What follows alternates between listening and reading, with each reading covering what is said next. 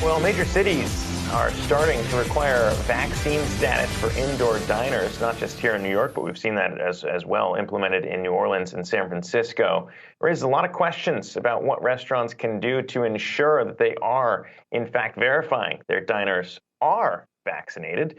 And OpenTable, the reservation giant, teaming up with Clear, security firm, most popularly known in airports there, teaming up to make sure that it's easier for their patrons to show their vaccination status. And for more on that partnership, I want to bring on the president and CTO of OpenTable.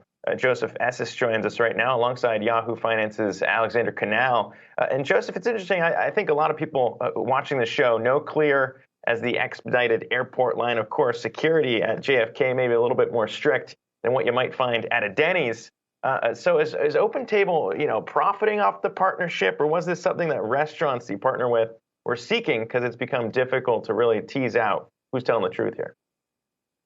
Yeah, nice and good to be here. So we definitely don't profit from this at all. The whole motivation here is to allow restaurants to do things in an easy way. So as a pandemic hits and as new regulations come in, new mandates around if you need to show your vaccination proof as you go to dine indoors, we just offer an opportunity for diners to have a very easy way to do that without thinking about it. Don't have to carry your vaccination card with you, and for restaurants to an opportunity to kind of verify you and tag you inside our system, saying you've been verified for entry. Joseph, you have 432 restaurants on the OpenTable platform right now that are requiring proof of vaccination, but you guys have said that you seat over 1 billion people across 60,000 plus restaurants, wineries, and eateries. So percentage-wise, this is still pretty small. When you talk to your restaurant partners, what are the pain points of this?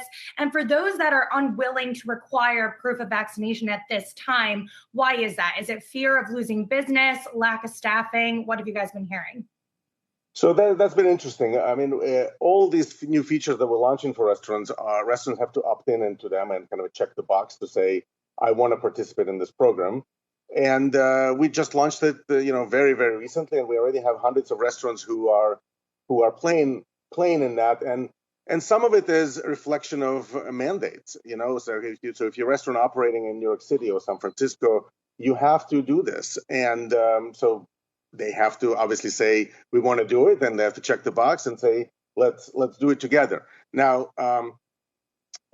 from the diner side, I think the feature is compelling as well, because as you make a reservation, you get all the information you need to know when you go to a restaurant. So the expectation is set that I have to show the vaccination record, and there's no kind of unpleasant surprises as you walk in. So I think it works both. From both sides, it works quite well. Yeah, we're just showing here our results. It's interesting because it looks like your guys' results were a little different when we asked the same question when it comes to would you be willing to kind of go to a restaurant where you got to show it for entry. Our results were overwhelmingly that people would not want to go to those restaurants. Your results, 72% said they're very willing to dine at a restaurant that requires proof of vaccination. Of course, these are probably different sets of the population we may have been polling here.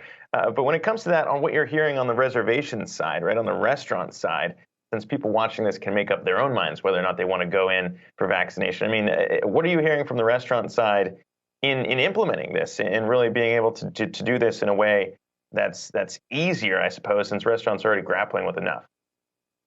Right. So we look at the data from various kind of directions, I would say. We don't see a massive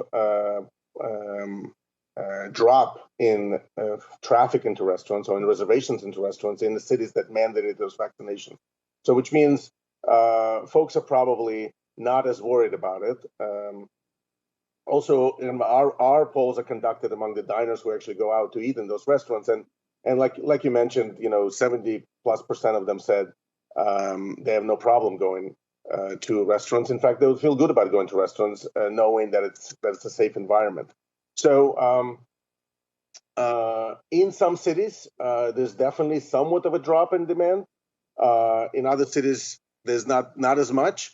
Hard to say is related to this new mandates or not. We've been looking through it, and some of it is seasonal. Some of it is weather-wise. There's been obviously bad weather on the East Coast. So we'll see. We'll watch it carefully, and we'll know in the following weeks like what's working, what's not working. And let's talk about the security aspect of it all. Recently, there were reports that data from COVID contract tracing apps were leaked. And I think overall, there's just been a surge in data hacks. We have a White House event later today that will be discussing all of the cybersecurity threats that we've been facing. So how do you ensure that users' public health information is not leaked or exposed?